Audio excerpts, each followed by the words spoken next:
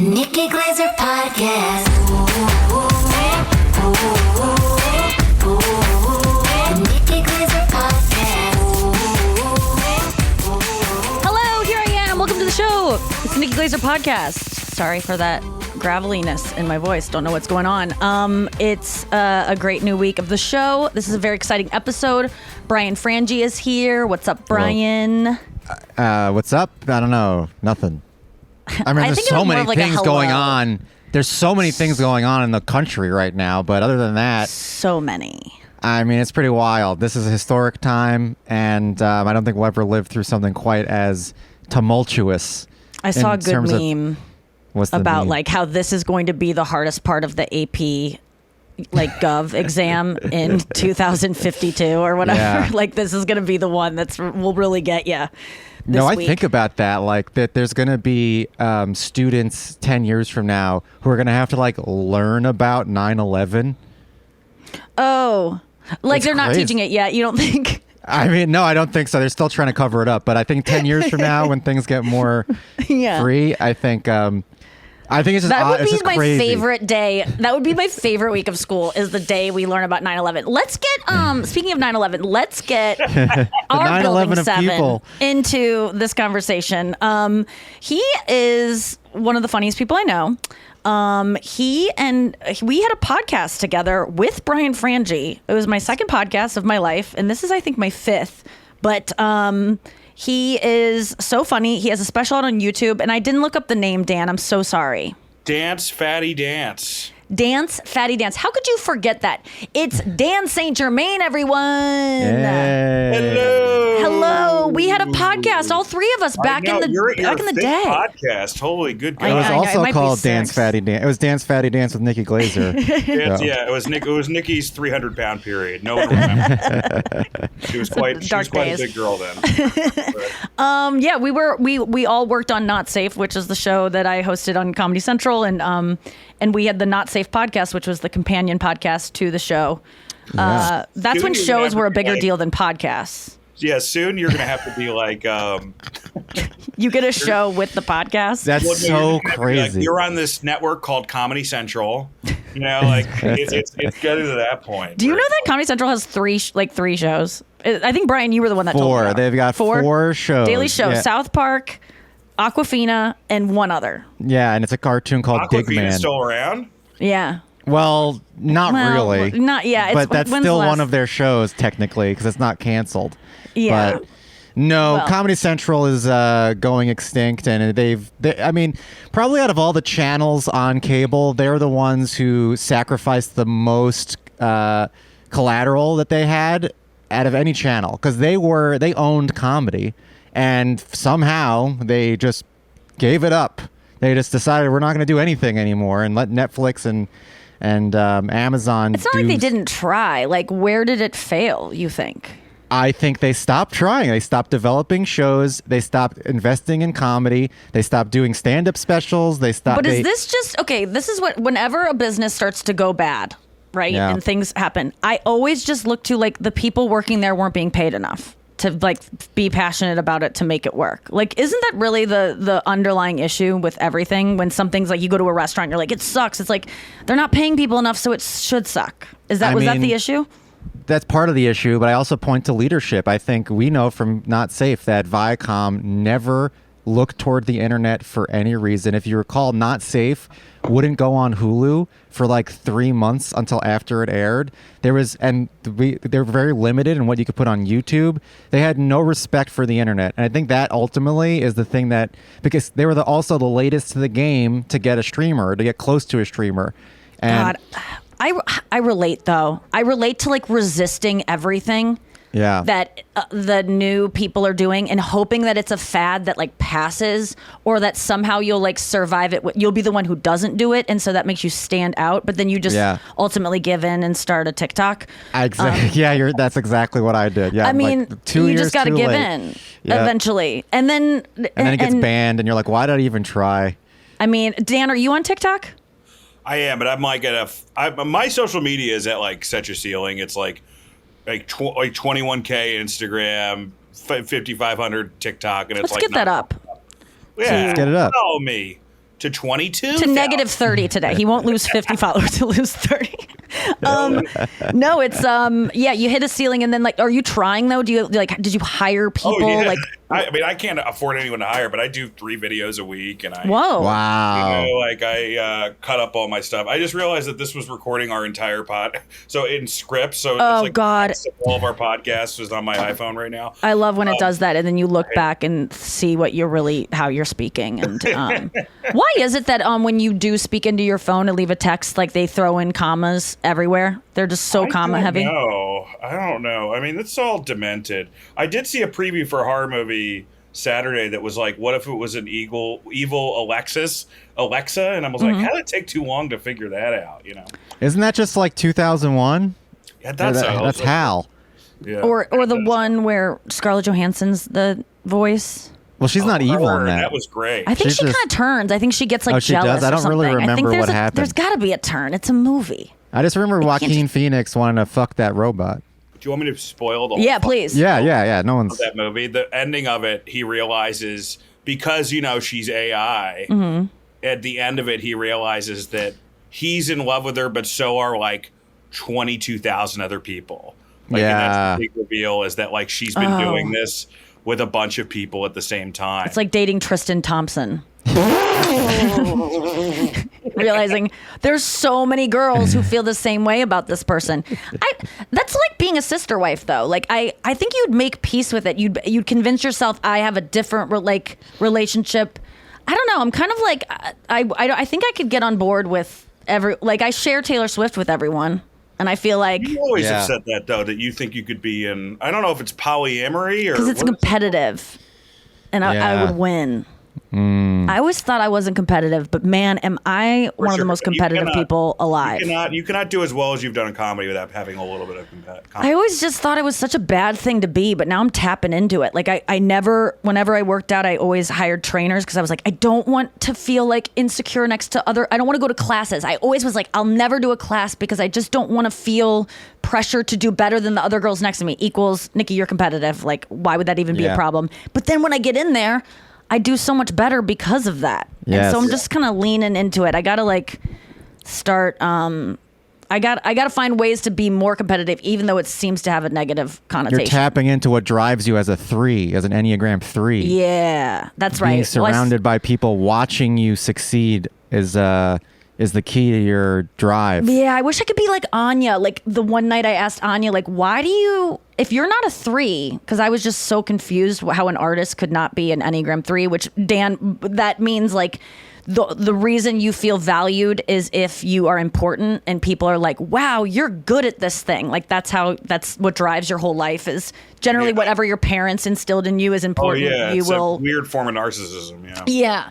And so I'm like, all artists must be 3s because why would you do this otherwise? Because I'm just like thinking from my own perspective of like, yeah, there's probably like 10% of me that's like, I have something to say and I want to put it out there and like make people feel less alone. Yeah, that's a part of it, but I think it's mainly like, is my life worth anything? Like, and why am I here? Because you're not. The alternative is I have to have kids or some shit, and I don't want to do that. So I'd rather.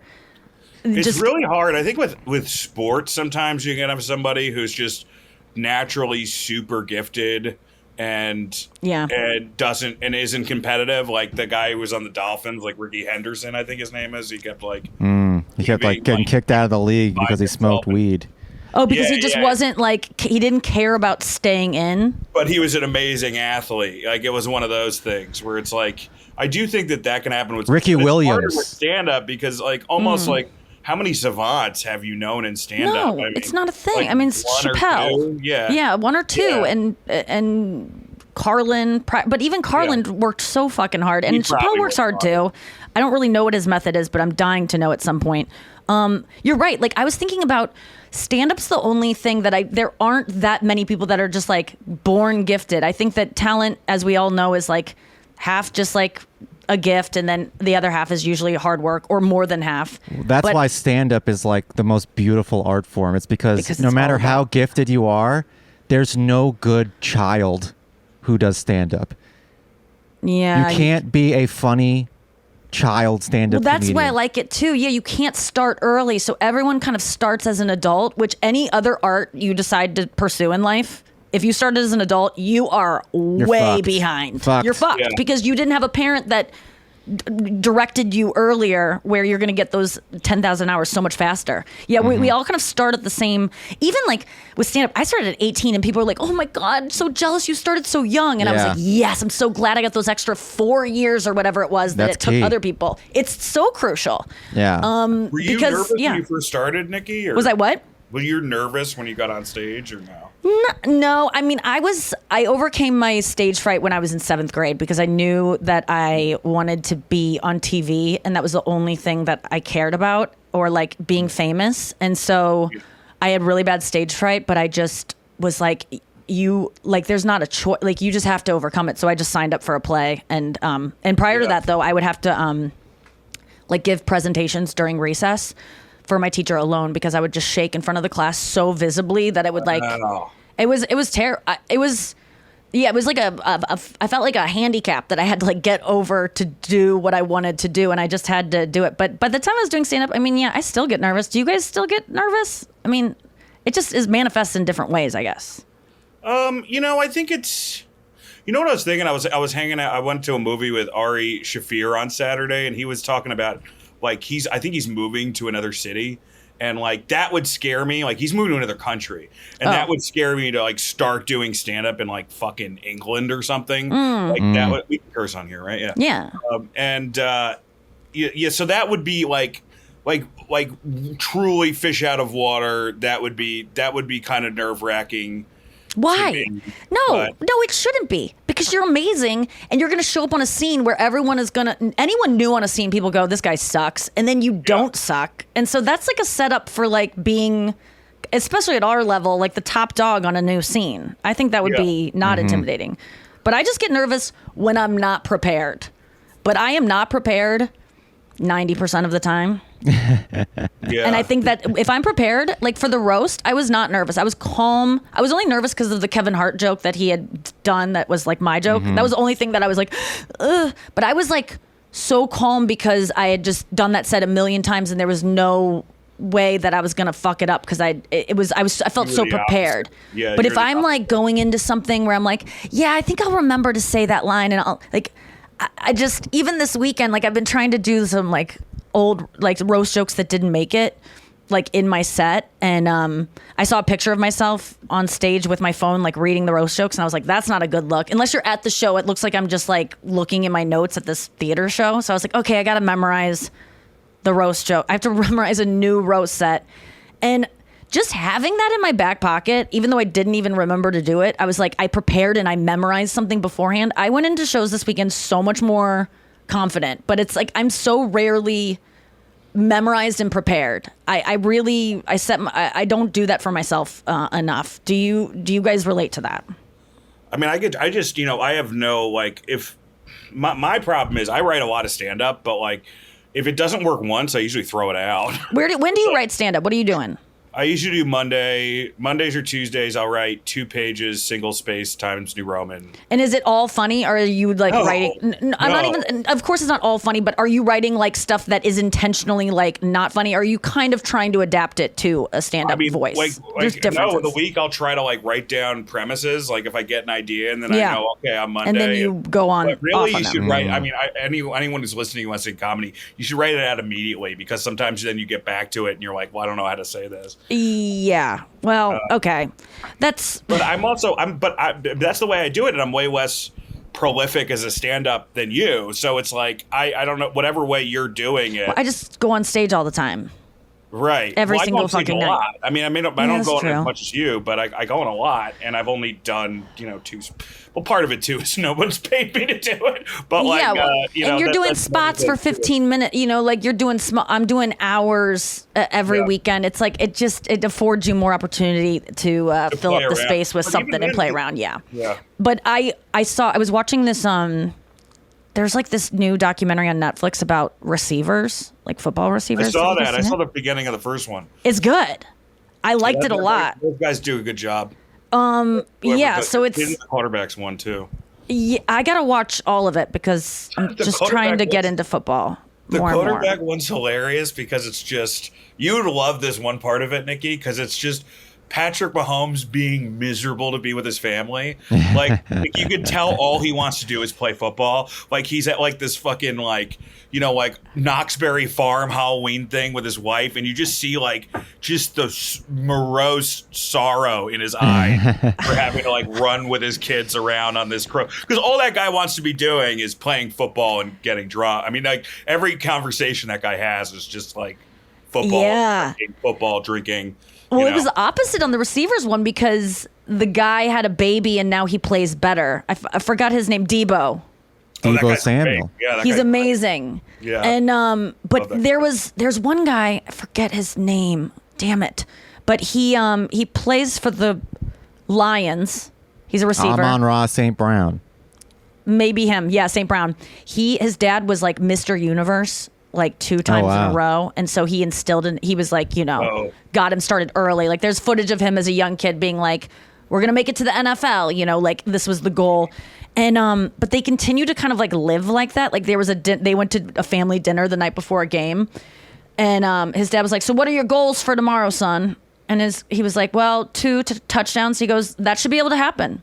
If that's going to be an easy goal. And I was like, that's very interesting to ask your goals for tomorrow. Like just ask someone their goals for like the day. And I was like, I'm going to do that. Like tomorrow I'm going to goal it out. So this morning I like wrote goals down. Cause I don't like big picture goals, but like for the day, I mean, it's basically a to-do list. Have you heard of them? People do them all the time. I've never, I've done them. Daily goals that will lead you to a larger goal ultimately. Yeah. Yes. I do every week I have a list of stuff. Really? Yeah, I try to do it. But it doesn't like working out somehow gets crossed off that list. Pretty things. Like I do what I want to do still. And I wind up spending more time writing the list than doing the things on the list. Oh yeah.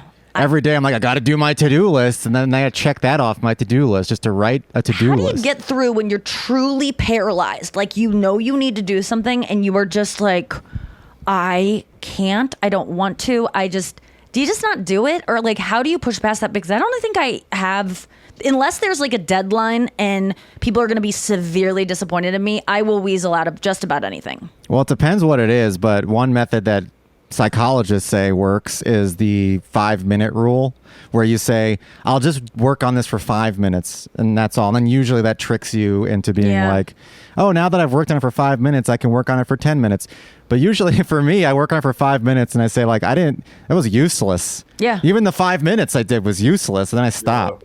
Yeah. I've got some of my goals done today, and man, the best thing happened. I was supposed to do a podcast appearance at like 4:00 and it canceled. And that like never happens. But man, that was 4 just a.m., right? 4 p.m. 4 p.m. What kind of Ari's new podcast in whatever country he's living in. David Goggins, who is that? We do podcasts at 4 a.m. Nikki. Get that shit tight. I'm so excited that this hour opened up in my day. It's more room for my goals, man. So what'd you do? What'd you fill it with? Well, I don't know yet. Oh, you haven't now experienced it's open. that yet. Well, the thing is, Chris was supposed to be out because I was going to do the podcast from my kitchen because it's like a nice background. It kind of fits in with the rest of the aesthetic of their podcast. And I was like, Chris, be out for between 4 and 5:15. And I got to be honest, I haven't told him it's canceled yet because I'm like, what am I going to do with that? Like, I can just do anything. And not that I need him. He would go anywhere, anytime. But I am excited about this free space in my life that's opening up, even though the rest of my day is free, by the way. I'm not like, there's nothing I have to do after this podcast. But now, like, just that one thing, that block was kind of like hanging over me. And now, you remember, Nikki, when you like, it was like there was like a pin on Chris's phone that you had, and you like wanted, and he didn't know that you had it. Yeah, you were like checking out where he went, but it was like every day it was Little Caesars. It was just like work and Little Caesars, work and Little Caesars, and maybe Home Depot sometimes. Because it was just when Find My Friends was coming out, and someone told me about it. We were all at this like long table at dinner after a show. Yeah. And I go, Chris, accept what I just sent you. And he just blindly is in conversation with someone and just accepts it. And I'm like tracking him. And then I like tracked him for so long. And I would like plan being gross around when he was like gone. It was really worked out. But now we don't track each other anymore. I just feel like I know that he's just not into that, even though I do want to know all the time, like how long I have, even though I'm not doing anything bad. You have the pizza tracker now, and that's all you really need. Yeah, that's he doesn't. Yeah, it's because the Little Caesars callback. Yeah, I get it. There you go. I get it. There you go. Not even Dan. What was that? Well, the thing is, I was a little confused because I'm such a fat guy. I'm like, Little Caesars just doesn't. Yeah, well, that's a Pizza Hut. Pizza Hut does pizza tracker, so I can see how that could be confusing. All right, we're gonna go to break and we're gonna come back with more Dancing Germain. Which he has a YouTube comedy special out that is so fucking funny. I did watch it, Dan. I watched like 3/4 of it, which is like a lot for me. And I think I only quit because I got distracted, not because I was bored. I watched yours too. Yours was great. Oh, you were so nice about it. I was, I mean, like, I thought as far as specials, it was like you and Dan, and I thought Collins was really good too. But that was man. Like, that's so nice. Well, I am nominated for an Emmy. We'll talk about that when we get that. back. I forgot about that. After Dan stops talking, right? Okay, we're back. Thanks, Dan. That was really nice of you to say that about my special. Yeah, I liked your special a lot too. It's called Run Fatty Run. Is that it? Dance. Dance. No. Run Fatty Subconsciously. Run. Be doing. Where did you film this special? Brooklyn Comedy Club, Old Man Hustle, but I think that they're closing down. Yeah, I was confused by the signage in the background. I was like, is his special called Old Man Hustle? Because it's like a prominent sign. Well, I was so like, I went on Marin. The first thing Marin goes, was it like unfinished? I'm like, no, it wasn't unfinished. The backdrop. He goes, all right. You're very active wherever you are, Dan. What? Moving around a lot. I know, I move around a lot. It's just my thing. It's your thing? Yeah, I move around a lot. I'm like Usain Bolt, but fat. Where were you guys this weekend when the news dropped about Biden? I was on a lovely little excursion to City Island with my wife and dog. Wow. Cute. What's that? What is that? What's City Island? I guess it's off this. It's in New York. It's like off the city, but it's like next time in New York, if you're looking for like a day trip in the summer, they have like all little like lobster shacks and And what do you do? What do you do when you walk on? You just walk with the dog on the island? Yeah, we went to a dog park first, and we went to a park, and we walked through that, and then we.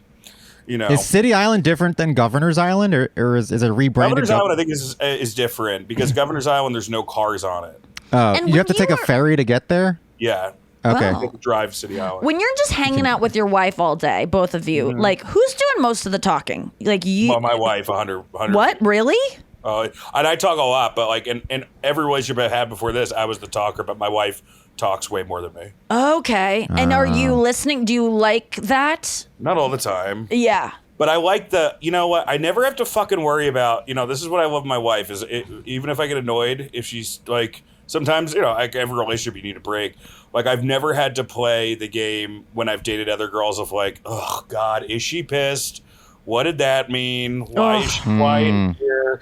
Like she's not my wife. Like I'll immediately. One time I was like, "Are you annoyed?" And she goes, "Yeah, you know what? I am a little fucking pissed." Okay, yes, mostly, it's the best. No, exactly. And so I'd rather have that because sometimes I'm a little more passive aggressive, and my wife has to like figure me out. There's nothing worse than someone who isn't like mad about something who won't admit it and is just like is just being passive aggressive about it. It's like it's such a prison, and it is nice when someone is just so transparent and like can say it right away. Chris and I have like worked really hard to say immediately when something is like bothering us. And we've gotten pretty good at it, like to the point that I think before I used to always worry if something I said, like if his mood would change a little bit, and now I'm like, I think I trust him just to tell me now, and so I don't like panic as much. But I don't know what he'd say for if I talk them. He'd probably say that I talk way more than he does. But are there like Brian? What about you and Allie? Who's doing most of the talking?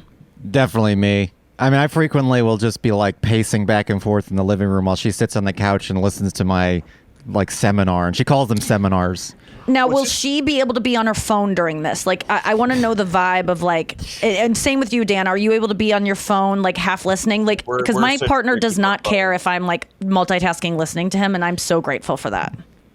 It just depends on the situation. Like Yeah. Friday night, I made us put our phones down. I mean, no, Saturday night because we watched a movie I love, and I was like, we have to put our phones. What down. movie? No Country for Old Men.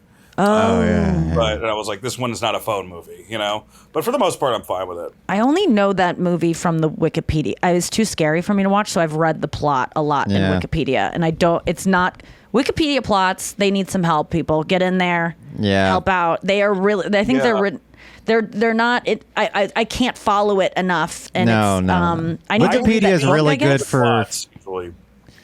describing historical events, which is similar to a plot. Wikipedia is good at that, Yeah. but it's not good at regular plots. And it's also, by the way, awful. If anyone looks up Wikipedia for medical advice or to explain a disease, that might be the worst place to. I'd rather you go to Quora, however you say that. Oh yeah, than go to Wikipedia. Quora, where every answer is an ad. Yeah. Yeah. That website makes no sense. Sense. You know, on Quora, where you Google a question and the Quora First of all, the thing name pops we up. can't even get right. We can't even That's say not even the name. sticky. I hate Quora? it. Okay. So yeah, so you ask and a then question. you go down, and then there's more questions that you're like, I'm interested in these questions, and then you click on the question. before It's the like answer.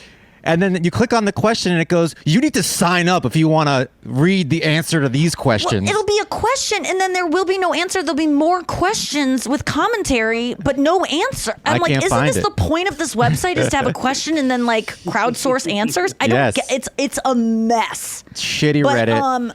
are you? What about you? Is Allie allowed to be on her phone when you're going I on? Do you have notice it? I have been annoyed by her going on her phone during a conversation before and pointed it out, and then she generally. I mean, it just depends on the situation. Like sometimes I'll just like come in guns blazing while she's like working, and I'll be like, and then they said this, and she's like, I don't even know what you're talking about. I'm trying to write a work email, and in those instances, I can see how I'm wrong. But then sometimes we just went to dinner and we're having like a conversation, and she doesn't go on her phone, but she'll be interested in something else and then point it out. Like I'll be like talking to her about like, yeah, I'm having this problem with I can't get an appointment with the doctor, and she'll go, a full moon. And I'll be like, I'm talking to you about the doctor. And she's like, oh, I'm sorry. And then I'll be like, yeah. And then the doctor goes like that. And then she'll be like, oh my God, a bug. And I'm like, Allie, can you respond to what I'm saying? So sometimes that happens. I feel really bad for people who have no one but their partner to talk to, because a partner can't handle all of that. And I know both of you are pretty good about having friendships. Yes. But there's Friendships some are key. dudes out there and women with no one but their partner to bitch about their life to. Yeah. You gotta try. Like you gotta one of the things that I've been. This is so sad, Nikki. But like, okay, next time I see you, Nikki, and like if we go to coffee or dinner, right, and just hang out. Yeah. I have a 2024 list. I will write that hangout down to prove that I have some social life. Yeah. So, like, okay, I did a family reunion this because I have like the things that I need to do for the year, but then I'll be like, okay, but I also did this socially to know that I hung out and I'm not just. Was this always a thing for you that you were tracking your social hangouts? Last couple. I'm OCD, and it's like the one Yeah. thing about my OCD is that I make lists a lot. I used to get like. This was the stoop. Like when I was like smoking shitloads of weed during COVID, I would just be like, oh, I'm going to write down all the movies I've ever seen. Sure. I would just be like high as fuck, just writing down every movie I could think of that I saw. And I'm like, who is this for? What? Yeah, lists feel good to make. For some reason, they're satisfying. But I'm wondering about this, like tracking your hangouts. So this was something that you were like, I'm having a deficit in my life of like social hangs, because do you not live by people? I think that it's very easy, and this is for all of us. And Brian, I don't know how much stand up you're doing right now, but like when you're doing a lot of stand up and your whole fucking thing is to be around people every night, when you have a night off, your thing is, thank God I can just be home with my wife and my dogs. So I try to and I still usually when I don't have shows, I don't want to go out, but like. You know, it's like, all right, tomorrow night, I'm going to try to, get dinner with fucking DiStefano before my show. You know what I mean? Like, I try to do stuff like that. But like, yeah, it's tough, man, because I'm an isolator, I'm like a introvert and extrovert clothing, so. Yeah. That's but you know that it makes you feel better when you hang out with people, so you're forcing yourself to do it. And you got to make your little list. You got to put you got to make sure it's the right person. Sometimes I'll hang out with a friend and I'm like, oh, I think I feel way worse. Yeah. it just sucks when you fall into a habit of like, oh, I just like to hang out with my dog and Chris, and that's all I want to do is just watch TV on the couch and not do anything. Like last night, Chris went to a concert, Mates of State, and I was gonna go, but I just gotten back in town, and I'm like, I think I just want to stay in. And then the whole time I'm home, I'm just like regretting that I didn't go out and support live music. And that I was, then, you know, I didn't really get anything done anymore besides Taylor Swift, though. Like, do you want to go to like fucking Terminal 5, like, and wait till 11 until the band you like on? No, I want to go late and just see a couple songs and just get a sense of the performance and maybe learn something about what I should do on stage or how I should be with my fans. Like, try to glean something from the performance aspect of it, especially since I'm trying to do music. What, huh? So you do that. Who are the musicians that you're like, oh, okay, I can. I mean, Taylor Swift's the one that obviously I've seen 60 hours of in the last 15 months. So it's like I've studied her more than anyone, and it's probably rubbing off on me, I hope, a little bit. But I think you can learn something from anyone. Like even my dad, I go see him every Wednesday night at the Pasta House in St. Louis on nice. Woodlawn Road. In Kirkwood. Your dad?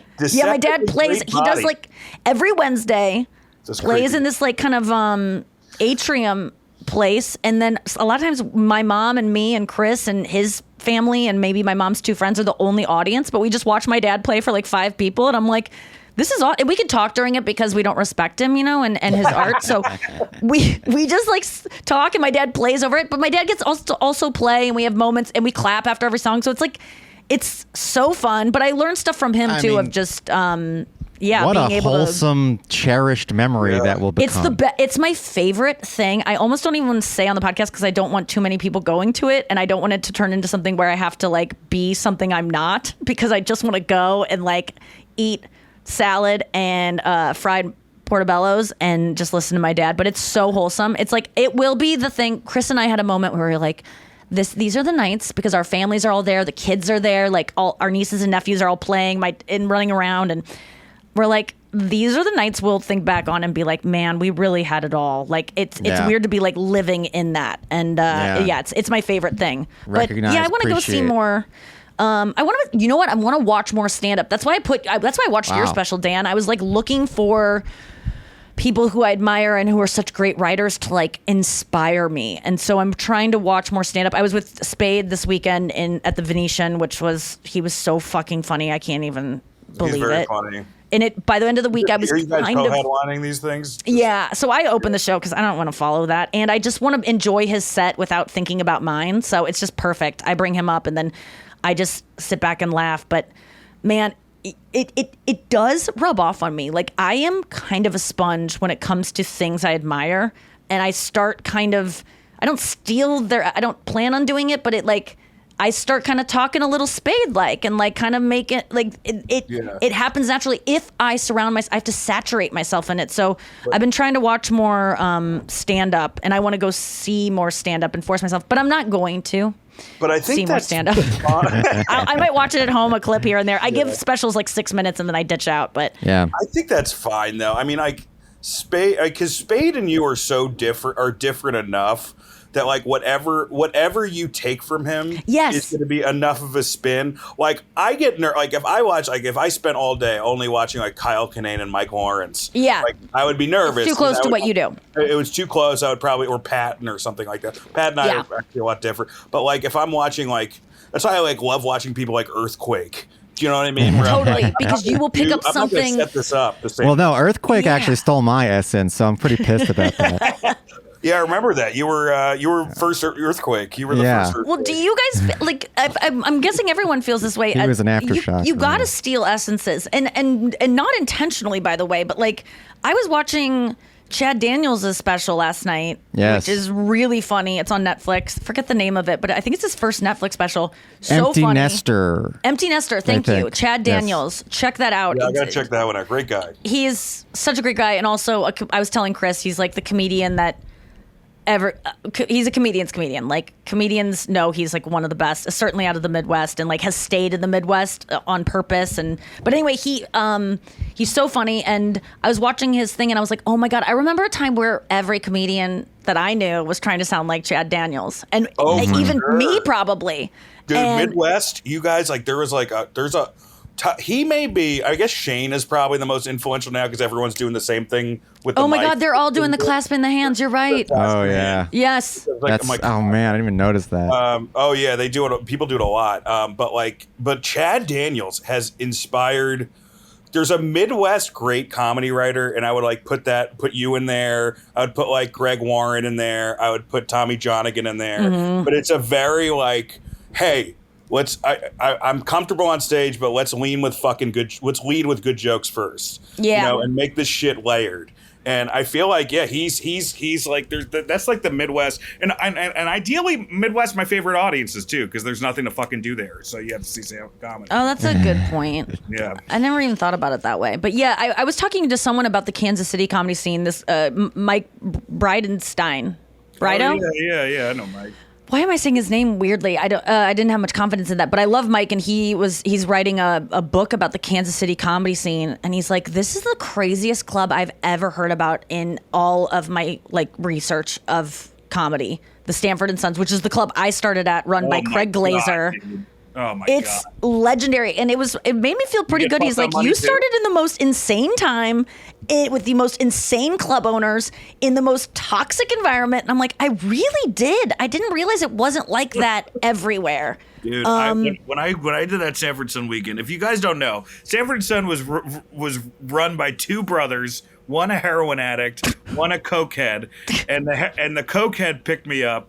Dropped an N-bomb immediately. I said the same thing on this. That was my first time ever hearing the N-word from a white person. Way. Honestly, I've never where I was like, oh, you think this is okay to say? And I remember I felt horrible because I didn't say hey, don't say that. But I was 24 and just eager for the gig. But I remember that was Craig Glaser was the first one to, yeah.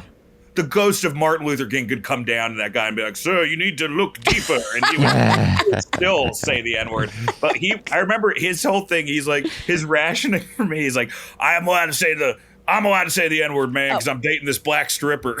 Yeah. He was always dating a black stripper. Yeah. Yeah. And would drive you around in his little car. Loved spending time with comedians. You had to put in so much time with him. And then is the club named after the show? Yeah. I think Which is like a black show. But it was a play on the show because his dad's name was Stanford, and so it's not Sanford and Sons, it's Stanford and Sons. Yeah. If you ever want to see a social media reaction of someone in comedy dying and no one giving a shit, it was that guy died, and it was just a roast of him for 3 days straight on Twitter. Yeah, He fucked me on money too. He owes me $250. So yeah, he owed a lot of people money. He was really nice to me, and when I was in the Kansas City scene, he took me out and got me on radio for the first time, and got me all these spots. Never paid me for anything that I did, but and billed me as, he would put up posters to promote weekends I was emceeing as I'm the next Ellen DeGeneres, which is so misleading.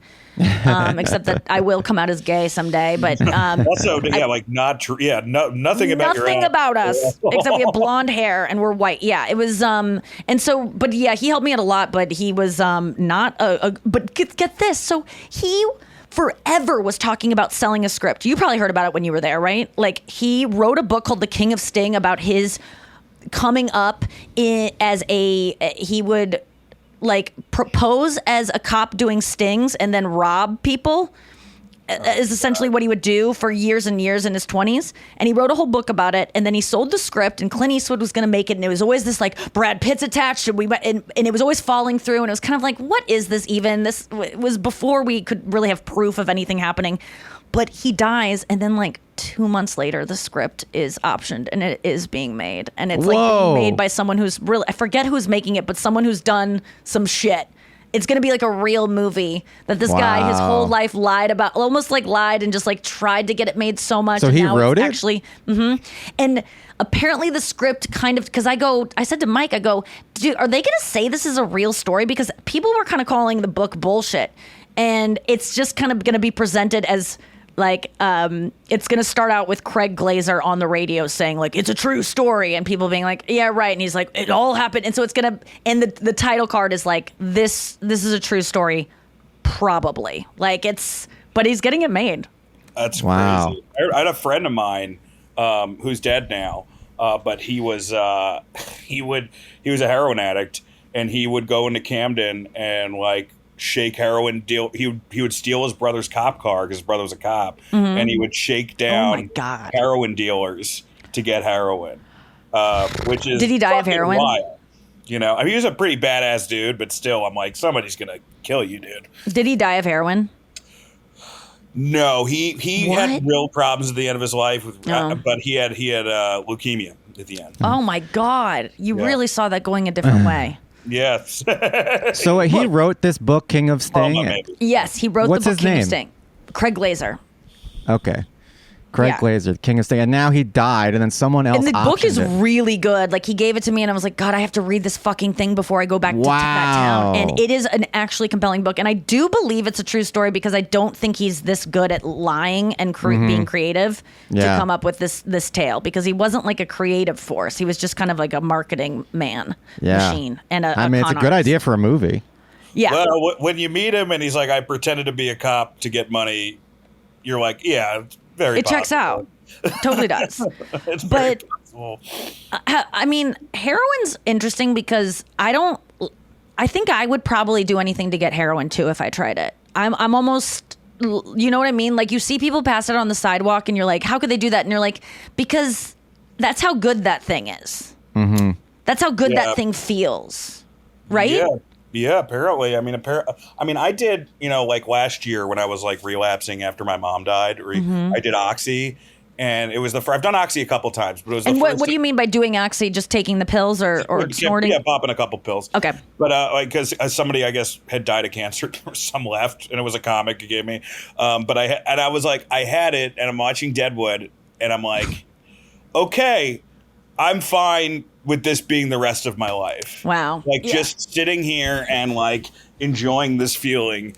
No ambition. But okay with no ambition. No ambition. You're just fine. Yeah. But the drugs that people are doing now, like when I came back from rehab in December, the stuff that the kids are on now, it's all like end of life fentanyl shit. Like it's all the stuff like people who have cancer who have like 2 days left to live are using.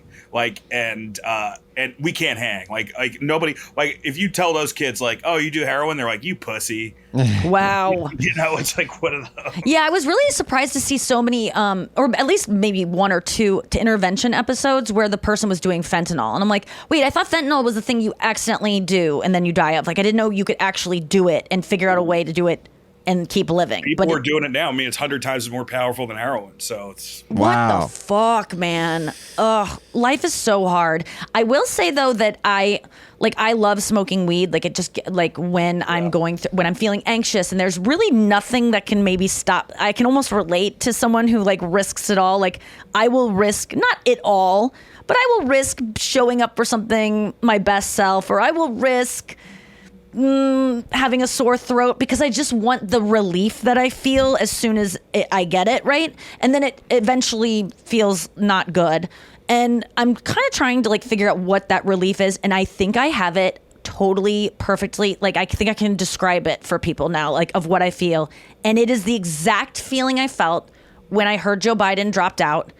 I was relieved. I was a little bit like, everything's fine. And like also excited. And then within 5 minutes, I was worried again, and there's a whole new batch of anxieties to consider. And that, I think, is weed. Like, because I felt like, oh my God, everything's going to be okay. This is like a really good sign. And then instantly I was like, oh, now it just opened another door of anxieties that I wasn't even worried about before. And now I don't have anywhere to turn to. I guess I'll masturbate. Will that help it? I think. Well, I'm jealous that you're still able to masturbate, but I feel like if anyone asks you, like, "Oh, it's bad to do weed," just be like, "Look, Mike Tyson has done every drug in the world, and the one he's good on is weed." Oh, that's really interesting. Is that true? I mean, yeah, he was fucking. I don't know if he's done every, but he was a crackhead. No, but is he good on it though? Like, or is he just? I mean, he's not killing everybody. That's a good point. Right. Like he's not beating everyone. That's what, I know somebody's really close to Tyson. And I was like, and he's like sober. I'm like, and he's like his guru, and I'm like, but isn't that not sober? He goes, hey man, he's not trying to kill everybody. I was like, good point. I mean, the lesser of some evils. We'll be right back after this to talk about what you're puffing on there, Dan. Dan, I see you're vaping. What does that give you when you vape? Like, I don't understand. I definitely smoked cigarettes before, but do you get a relief from? Isn't just nicotine when you inhale it? It's relieving an anxiety of wanting nicotine. You created, yeah. That you created, yes. Yes, yeah, you got it. But that feels good because you're like, you give yourself anxiety that you then get to soothe, and then you get off on the soothing feeling. So I get that. Nicotine also provides you with some positive. Like it energizes you. Yeah, I think they've said nicotine's good for you, kind of. It's not good for you at all. But it does, like when people first start smoking cigarettes, there's a reason why they get addicted to it. It's because it does actually provide you with some benefits, some clarity of mind. It's sort of like caffeine in a way, at least from what I've read. Yeah, but I understand like creating a problem so that you feel the relief when it goes away. I think that's honestly what stand-up is like, or working, like saying yes to a gig, and then I'm like, all I know is that I'm going to feel so good when this is over, like so good, so accomplished. And so I think it's kind of the same thing. Maybe I should start vaping. When did you start vaping, Dan? When I was on Michelle's show, I started doing Joel, so that was 2018, and I was on and off cigarettes. I was off cigarettes for since Not Safe, so Not Safe through Superior Donuts, and then Michelle's show I started vaping again. And then was it just because other people were vaping? It was kind of like something you could do in the office. What made you do it? I just was very stressed. It was a position that it was like a senior writer position, so I was stressed, and I was like, I don't want to go back to cigarettes. Right, lesser of. I don't want to get drunk, so let's do this. But I also got like, by the end of my time there too, I was like, then I started doing Xanax too. So I was like, I just have like a very addictive fucking personality. Yeah, as do I. Do you find that jerking off is part of that addiction? Like more. I'm on so many antidepressants. I mean, I haven't jerked off in like a week, I think. Whoa, yeah. Like it's been a while, and you knew me in my single days where I was like always going on dates and trying to like meet girls, and now it's like. Now that guy, I don't even know who that fucking guy is, like, because he's long gone. He's long gone because, I am not like. Plus, my wife is kind of like recovering right now, so it's like I don't know. I don't have like really the, any urge to jerk it right now. Yeah, no, I get that, but I think that can be something that I rely on sometimes in a similar way of like to distract myself. Like once every couple days, right? Yeah, I think it's fine. I think it's the times when I've read about when people are like hurting themselves because they're doing it so much and there's like skin is raw. Yes. That's probably not good. Yeah, there are guys who, can't leave their house because they're jerking off. Yeah. It's crazy. No, I don't. I mean, watching porn, it's like it's built to suck you in like a casino. Like I can't believe a lot of people are operating in these porn worlds, and I am too, and I have no one to talk about like the things I see and what they're said to me and these ads and like how it's like it's just so fucked up. It's such a weird world that no one talks about. Huh? The reason it will get laughs is because everyone's doing it. They just don't want to say it. They don't want to say the porn, like what porn they're watching. The titles of them and what's happening, it's just, it feels so specific, but it's like, it's such a universal experience that we're all like kind of just only experiencing on our own. And that's why I'm always confused when they're like, are you tired of jerking off alone? And it's like, no, I'm not. This is the only way who would ever want to jerk off with someone? I don't feel that way where I'm like, I wish someone would do this with me. It's like, I'm glad to be doing it on my own. I don't understand that angle. And I also don't understand the angle of like, you can come in 30 seconds. Like, I'm like, do people have places to be? Like, I want it to take longer. Like these marketing angles for porn ads do not resonate with me at all. It's always like the inside of a penis or a vagina too. Every time you like turn it on, it's like help your penis grow, and then they give you a cross section of a penis. Cross section, yes. And you're like, oh my god, I don't need a fucking lesson, dude. I'm just trying to jerk off to these two chicks in a hot tub. Come on. Yeah. Well, that sounds nice. There's this thing on, and this is not porn related, but it's ad related. I don't have like a bunch of weirdo like porn cues. I'm very basic. Good for you. I don't relate. What were you going to say, Brian? There's this thing on Instagram where I'm getting these ads for, it's a crazy trend where I'm getting these ads for a phone game. Yeah. Where it's like zombies are attacking you and you're shooting the zombies, and then like they keep coming and coming and coming and you're shooting the zombies. And then you click on the game because it looks like a really good game. Yeah. You click on the game and then you go to it and all the reviews are like, this is not the actual game. The advertisement. Right. So we've all, this is like talking about like things people do that like you don't really talk about, but right. Okay. It's like you go to the app store and you're like, I'd play that game. And then all the reviews are like, it's just a pay for play type of game where you're building like a city and you have to defend your city. And it's and then that became so prevalent, people clicking on that ad and realizing that it's not the game, that they started coming out with new ads that are like, did you see that ad where you have the zombie game? Well, guess what? We actually built the game. Oh, so they're preying on people that have already been duped by this. Yeah. But then you click on that ad and it's also not the game. It's also just a pay-to-play city builder game. I'm like, what the fuck is going on here? And now they even have influencers who will pop up in the ad and go like, listen, I saw all those ads where there was that zombie game and I really wanted to play it. And now I found it. If you see a game and you start playing it and it's not what they advertised in the first 5 seconds, stop playing it. And then you click on that game, also not the game. So I don't understand what's going on. If it's just the controversy and how of it are they is making money? Because you're not paying money yet to even see that it's not the game, right? Because there's still a bunch of dumbasses who want to play the pay-to-play city builder game for some reason, which is so stupid. Whoever's making these games, just make the zombie game. The zombie game is good. It will be like new Angry Birds. Yeah. I don't understand what's going on. Like, why everyone wants the zombie game and they just refuse to make it? Because there's a world of selling stuff around the fact that the game is not being made. So I think it's better that they don't make it. It's wild. I mean, the way they keep making new ads every day, or it's a different round. It's like they're basically building the game in ads because like now there's a new version of the zombie game. Well, and then multiple different companies have made multiple different versions of the zombie game as advertisements, and you click on it and it's not the fucking game. How much time are you playing games on your phone? Because I'd see guys on planes and guys be playing lots of games on phones and they look fun and I'm like, wow, the graphics on that are incredible. Should I be doing this? Are there ones that are really fun? No. I play 0 games on my phone because every game on your phone nowadays is pay to play.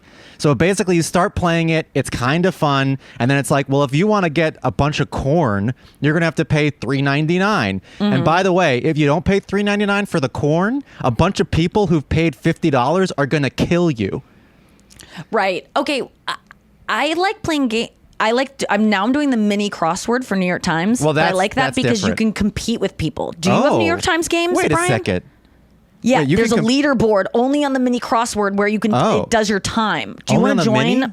Yeah. Well, during F-Boy Island, we were really deep into the crossword universe. Oh my God, yeah, we were trying to beat each other on Mondays, Tuesdays, and sometimes Wednesdays. And I have to say, it was pretty evenly matched. It really was. That was a good time. Yeah. Final thought, Dan. What are you doing on your phone most of the time? What are you just doom scrolling? Reddit, Instagram. Yeah. Instagram is killing me. What are you looking at on Instagram? Just as like person's post, and then you read the comments, and then what are you doing on there? A lot of dog stuff. A lot of dog stuff. I mean, like, I'm not going to pretend that my Instagram discovery doesn't have a few influencers' butts. It definitely does. Sure. There's some wrestling stuff, assertive politics stuff from both sides. Somehow they both end up on me. Well, that's fair. Which is weird. Fair and balanced. But it's like the way it should be. We're like, that's weird. I like this new trend that Instagram was saying they're not going to put any they're not going to promote any political things anymore. And then they kind of stopped doing that. But no, like I made like a cartoon that was making fun of Congress, and like it was like suppressed because it was when they were doing this new thing where they're not allowing political content to be distributed amongst the algorithm. Which I think is a good idea. Okay, yeah, I think so too. I recently took the no more suggested posts for 30 days. It doesn't even let you do it permanently. It lets you take a month off from them giving you other shit. And I think I'm reaching the end of the month, but it was a good month off of just only seeing what I need, who I follow. Your friends, like what it was designed to be. There's too many. You follow too many people. I got a package in the mail from J.Lo the other day. Whoa. Okay. Really? I had a bunch of. I got back. Are you to town kidding me? I'm not kidding you. I got a bunch of. I had a bunch of packages that were kind of stacked up, and I was like, it stresses me out now to get packaged. It used to be so much fun, but now it's I have to post about this person, and I have to start using these products so I can talk about them, and it's it just piles up, and it's just I don't have anywhere to put it because I live in an apartment. So anyway, finally I'm going through these boxes, and I'm like, J.Lo Beauty. When did someone send me this as a prank or something? Because I definitely didn't order it, and not that I wouldn't want it, but I opened it. It's very heavy, and it's just a whole assortment of her skincare line. And there is a card that says, I saw your video. It's easy to go along with the crowd. Thanks for not doing that. I'm paraphrasing. What was the video? There was a TikTok of me talking about her. Well, I was on the Zach Sang podcast, and I was talking about how I'd really changed my opinion about her because I saw her documentary, and it just made me soften on her and realize she's actually pretty cool and talented, and just is just a girl that wants to put her art out there and be seen. And we're all judgmental because it's always taken out of context. And yes, she's a movie star, but generally we're all just jealous if we're shitting on her. And I think that that's probably what was going on in my perspective, at least. And so I said that we clipped it for my TikTok because people were already kind of clipping it. And so we clipped it, and then it kind of took off, and then she saw it and she sent me the stuff. And then, so at the very end of the message though, she said, here's my skincare line. She goes, for something about so you can take care of your feet. And I'm like, is there foot cream in this? I was very confused. I'm like, oh, maybe she's heard me talk about my bunions, and she's kind of putting in a dig in there. And then this is days ago that this happened, and I literally cried when I got it because it was just so sweet, and I feel bad for anything I've ever said judgmental about her because she went out of her way to at least she didn't type it up herself, but she definitely maybe she did type it up and send an email, so they typed it up. But she definitely, it was her voice. I can just tell when someone is it's them. And then the PS about using the stuff she sent for my feet, I was like, what is this about? And this girl got I realized last night in bed, I seized up because I suddenly realized what she was saying. I used to do a joke about that she must have heard, or maybe it was part of it. I don't even remember how she came across this, but I used to do a joke about how she's so pretty that you shouldn't trust buying your skincare from her because she's probably wants you to look ugly because she needs you to stay ugly so she can stay pretty. That was my whole premise. Mm-hmm. And I'm like, she's going to mean girls you, and she's going to put foot cream in that stuff. She wouldn't put that on her face. She's tricking you. She doesn't use that. And so she did my joke back to me. Wow. And kind of did a little dig, and I fucking respect it and I love it. And she's like, yeah, use this on your feet.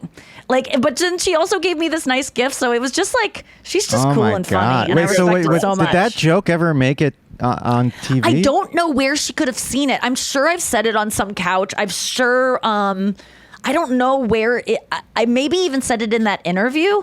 It may have even been in that clip that we clipped. It wasn't in your last special. The whole feet thing. You had the whole, you were talking about your feet on Not Safe. Maybe she saw that. But not in relation to J.Lo. This is definitely about, because I was like, J.Lo has a line of skincare, and I'm like, don't use it because there's no way she's going to tell us her secrets. She's got good secrets and she doesn't want you to know them. So don't buy her skincare line because it's probably foot cream. She's mean girlsing us. And I stole the foot cream line from Mean Girls. I wasn't trying to rip off that joke. I'm just that's what they do in Mean Girls. And she did it back to me, and it totally went over my head. This is what happens when you're a comedian. You think other people aren't funny, or you just don't expect them to be funny, so you just don't. You're just why would she say okay?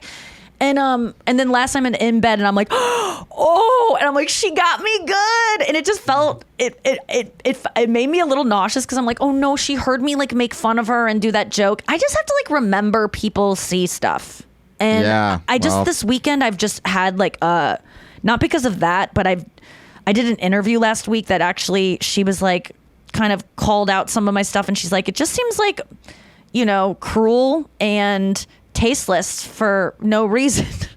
That's what an interviewer said to me. And I was like... Well, for what? What was this? About roasts, and I get that. They are cruel and tasteless. No, and it's for fun, but that's the time when you're allowed to do it, and you're doing it in joke form, and it's what you expect. I felt bad. And then I was like, examined my set, and I'm like, oh, I think I am sometimes just mean for the sake of being mean. And I just like... But it's kind of impossible to write comedy and be nice. That's a fucking roast. That's the whole point of roasts. Well, she got me. She made me second guess everything, and I was like, "Oh man, I don't want to put out like cynicism and like just this nasty." That's kind so of stupid. It's like going to the Olympics and being like, "You're running a little fast. This is a little fast. This is much faster than I would see in the street." I know. That's what I defended it as. I'm like, that was the job I was hired for. I don't know what to tell you. Like, that's kind of what I had to do, and it's maybe weird that I can do it with such ease or that I enjoy doing it, but yeah, I was this weekend looking at my act and I was like, well, that's me. I'm so mad at that person. I'm so mad at that person. No, it's okay. She meant well by it, and she is a fan, but it did make me question myself a little bit. But I just don't, I don't know where to write from if I'm not like pointing out things that I'm kind of like pissed about, and then I kind of passive aggressively make fun of them while also trying to point out the hypocrisy. Well, that's why you're always punching. Then I get kind of dirty as they do, kind of. That's why you're always punching up, That's why it's bad to punch down. Because if you're just being mean to some underling, then that's just, there's no point to that. But if you punch up, then you're allowed to because you're the one that's suffering. And so, like, in your last special, you're annoyed or you're mad at,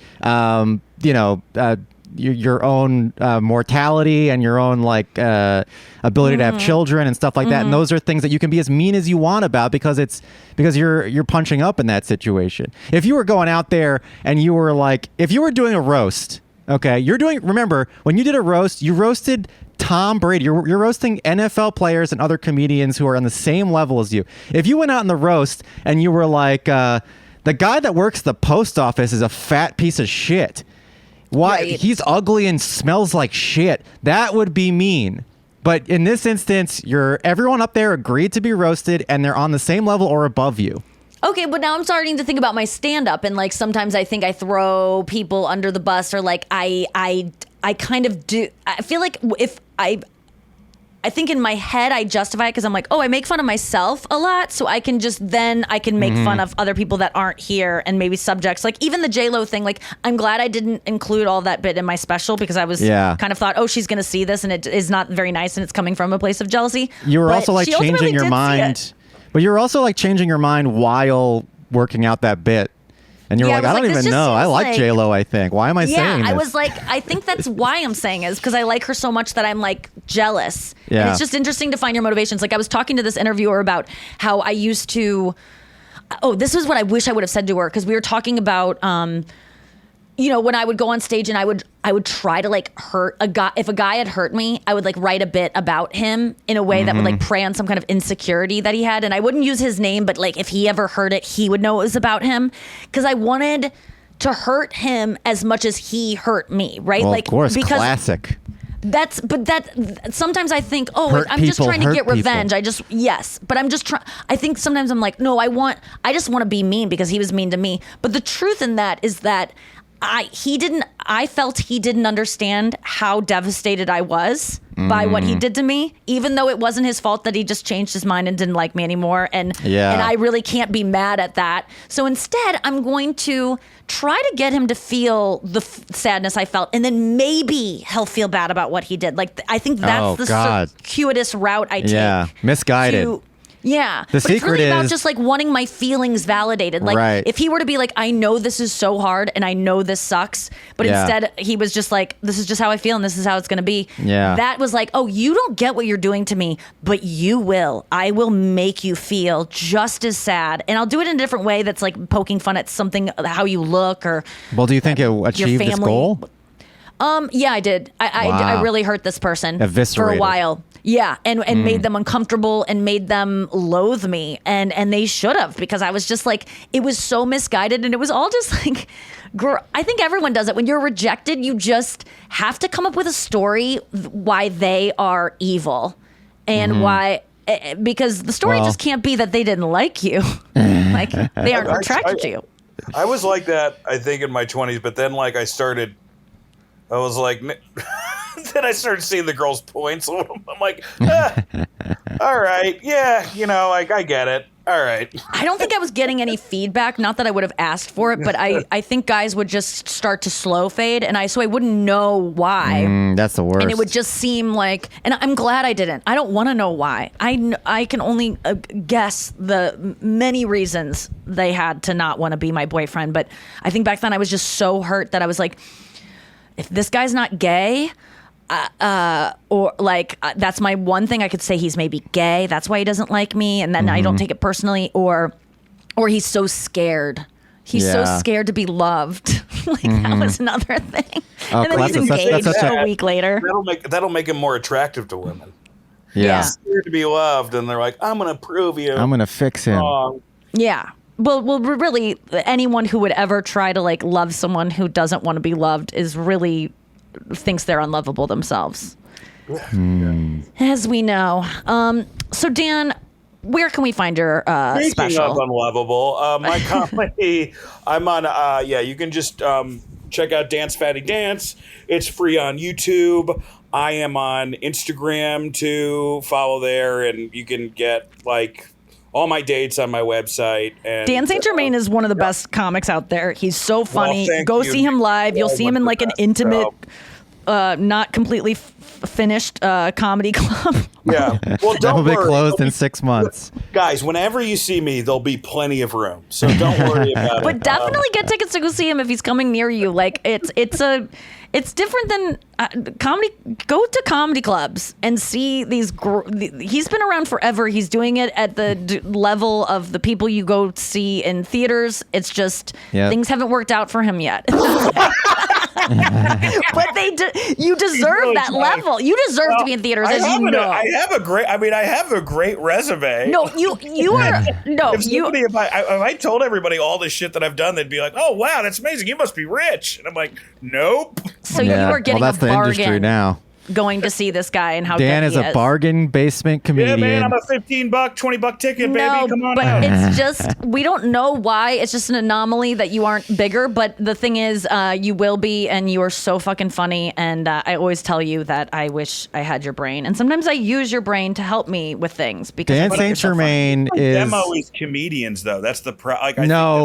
Dan St. Germain is 3, count them, 3 viral clips away from being a theater act. You just got to get those 3. Absolutely. I've had 2 this year. Come on, I got to get the next. Well, one. Viral? No, it needs to be over 1 million. It needs to be over 2 million. Both really. are over a million. I mean, both are like over 1 million. But okay.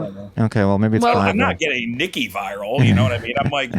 I wasn't getting Nikki viral until that moment, but it's so it's hard to sustain it. That wasn't a big pump up. No, I mean it's been a slow build the whole fucking time. It seems like I've had so many successes, and I've had a pretty good career for a while, but there's a lot of factors that contribute to that. My age, my gender, the amount of other people doing it of my age and gender, things that I've been very lucky, and you just haven't been, Dan. You've actually been so lucky. In love. We're so lucky, and go watch Dan's special. He's fucking incredible. Get on the ground floor now. You'll because he's one of the best. Dan St. Germain, Dance Fatty Dance on YouTube for free. Brian Frangie, thanks for being here. We will see you later this week for another episode of the Nikki Glaser Podcast. Don't be good. Bye.